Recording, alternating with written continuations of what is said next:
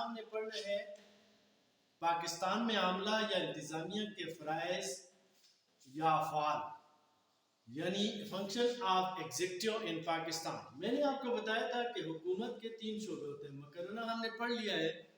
اب ہم دوسرا اس کا پڑھیں گے انتظامیہ یا ایگزیکٹو۔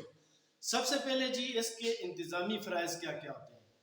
یعنی انتظامی فرائض میں سب سے پہلے قانون کا نفاذ، ملک کے اندر جو قانون ہوتا ہے اس کو پورے ملک کے اندر لاگو کرنا ان کا کام ہوتا ہے، یعنی انتظامی فرائض میں آ جاتا ہے۔ پھر اس جو انتظامیہ ہوتی ہے پارلیمنٹری فارم آف گورنمنٹ میں اس کا سربراہ وزیر اعظم ہوتا ہے، جبکہ صدارتی نظام میں اس کا سربراہ صدر ہوتا ہے۔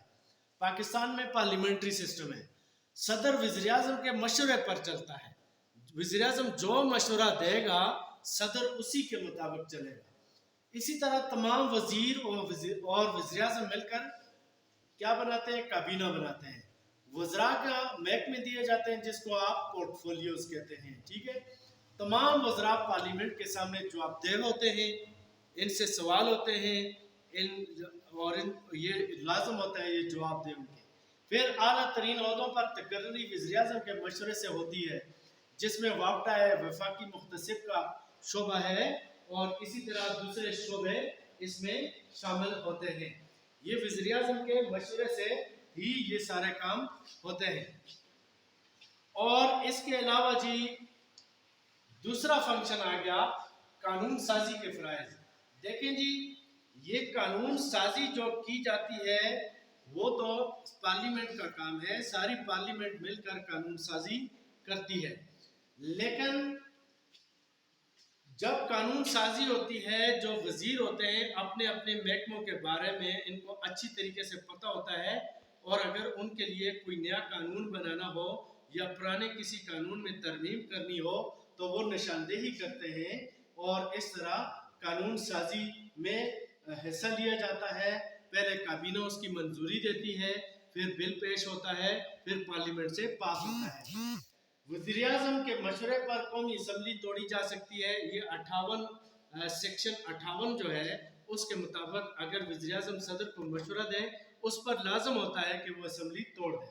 اسی طرح صدر جو ہے وہ آرڈیننس جاری کرتا ہے، اگر فوری طور پر کسی قانون کی ضرورت پیش آ جائے تو وہ 4 مہینے تک یہ آرڈیننس قائم رہتا ہے، اگر وہ اچھا ہے اور گورنمنٹ چاہے تو اس کو آگے بڑھا سکتی ہے۔ قانون سازی زیادہ تر آج کے دور میں کس کے تھرو ہوتی ہے؟ یہ جو کابینہ ہوتی ہے یہ مشورہ دیتی ہے اور اس کے بعد قانون سازی کی جاتی ہے۔ اسی طریقے سے اس میں اور بھی بہت ساری چیزیں آ جاتی ہیں کہ وزیر اعظم جو ہوتا ہے ٹریجری بینچز، یعنی جو حکومتی ارکان ہوتے ہیں سرکاری، ان کے درمیان تعاون اور اتحاد کو قائم رکھتا ہے۔ اسی طرح اپوزیشن لیڈر کے ساتھ رابطہ بھی وزیر اعظم کرتا ہے، اور اپنے محکموں کی کارکردگی کے بارے میں بھی ان سے پوچھ گچھ ہوتی ہے۔ اور اگلا پوائنٹ آ جاتا ہے عدالتی فرائض۔ دیکھیں عدالتی عدلیہ جو ہوتی ہے وہ الگ ایک شعبہ ہے، لیکن یہ عدالتی فرائض بھی عاملہ یا انتظامیہ کے ہوتے ہیں۔ دیکھیں جی صدر جو ہوتا ہے وہ بھی انتظامیہ کا حصہ ہوتا ہے۔ صدر ایک خاص طریقے سے اعلیٰ ترین ججوں کا تقرر کرتا ہے، اس میں عدالتی کونسل، جوڈیشل کونسل جس کو کہتے ہیں، وہ سفارش کرتی ہے، اور اس کے بعد پھر صدر جو ہے آخری منظوری دیتا ہے۔ پھر وفاقی شرعی عدالت جو ہوتی ہے اس کا جج بھی صدر مقرر کرتا ہے۔ صدر عدالت کی طرف سے دی گئی سزا میں کمی بیشی بھی کر سکتا ہے، کسی کو زیادہ سزا دی ہے صدر کم کر سکتا ہے، معاف بھی کر سکتا ہے۔ سزائے موت کے قیدی کو صدر بالکل اس کی سزا ختم بھی کر سکتا ہے، عمر بھر قید میں بھی زیادہ تر عمر بھر قید میں تبدیل کیا جاتا ہے۔ پھر اگلا چوتھا پوائنٹ ہے فوجی اور سفارتی ذرائع۔ صدر تمام جتنی بھی افواج ہوتی ہیں بری، بحری اور فضائیہ کا سربراہ ہوتا ہے، وہ وزیر اعظم کی سفارش پر اعلیٰ فوجی تقرری کرتا ہے۔ تمام افواج وزیر دفاع کی زیر نگرانی کام کرتی ہیں۔ اور 5واں پوائنٹ ہے مالیاتی فرائض۔ مالیاتی فرائض آپ کو پتہ ہے کہ آمدن اور خرچ کا جو حساب ہوتا ہے بجٹ، وہ ہر سال پیش ہوتا ہے 1 جولائی سے لے کر کب تک ہوتا ہے؟ 30 جون تک۔ تو मुल्क के लिए नए कौन कौन से तरक्याती मंसूबे शामिल करने हैं, तनख्वाहें बढ़ानी है कि नहीं बढ़ानी है, अच्छा एक्स्ट्रा पैसा किधर से आएगा, ये सारे काम जो होते हैं वजीर खजाना जो है वो बजट तैयार करता है। इसमें सारी कैबिनेट शामिल होती है, काबीना के जो जितने लोग होते हैं वो अपने अपने महकमों की ज़रूरियात भी बताते हैं।